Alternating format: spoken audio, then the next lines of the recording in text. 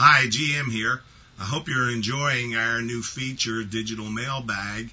And this time I got an interesting letter from Kenny, who says that he lives in Florida and he and his wife are planning a trip to Niagara Falls later this year.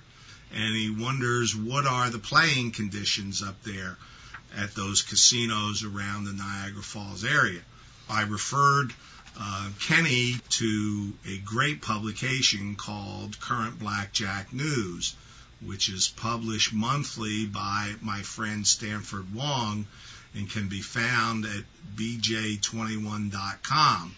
You can buy a single issue of Current Blackjack News.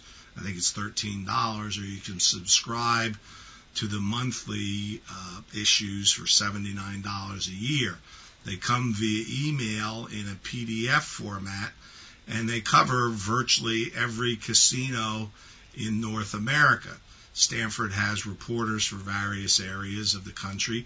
I used to do it for the St. Louis market, and if you're interested in what's happening out in Vegas or in Reno or in Gulfport or in Tunica, insofar as blackjack is concerned, then this is the publication to get. Got another question here from a reader who says he's having a tough time deciding whether to round up or down when making true count conversions. He says he's taken my advice, which is to always round down in order to be a little more conservative, but he doesn't wonder if, for example, with a true count of 9 and the decks remaining of 5, that the true count is 1.8.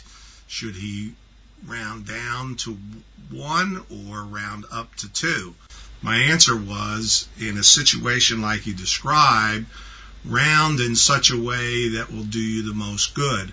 For example, if the rounded count is 1.8, and you just won the hand, then you probably ought to round up and treat it as a 2, because you'll bet more on the next hand, which makes you look like a gambler. Gamblers will parlay their bets when they win.